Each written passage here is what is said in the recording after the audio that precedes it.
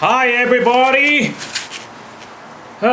Man, ang busy tayo mga kaibigan. Hindi ko maisingit ang pag-uwi ko sa Pilipinas.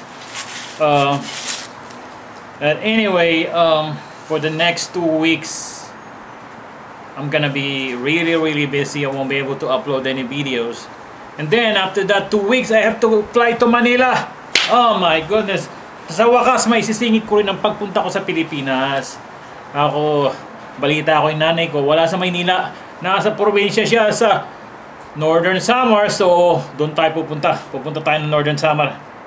Sa mga kaibigan, ibig sabihin nun mga 3 linggo kung di makakapag-upload ng video. Kung upload man lang, kung makaka-upload ako sa Maynila na yon, okay? Meron akong alam na area doon na medyo mabilis ng internet. So, doon ako mag-upload.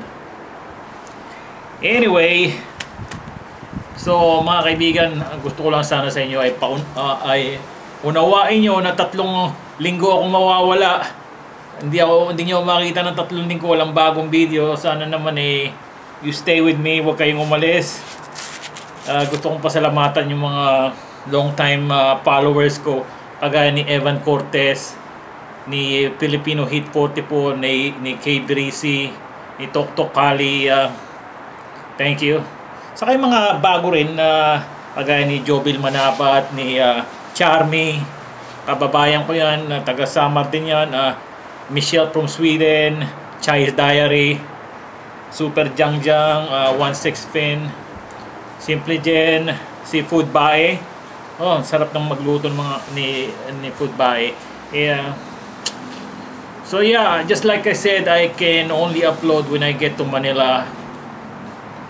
I also did some research as to where to eat in Manila. I went to several websites. My favorite is Zomato.com. Maraming mga nagre-review ng mga restaurants doon. So doon nila nilalagay yung mga reviews nila. Punta rin ako sa insightslulu.com. Paborito ko din yung spot.ph. Meron sila dong section sa website na yun na meron silang section na paalam sa iyo kung anong restaurant na may mga promotion like free fries pag bumili ka ng ganito o libreng sabaw. Hindi, more than libreng sabaw, yung may mga promotion, mga magagandang restaurant.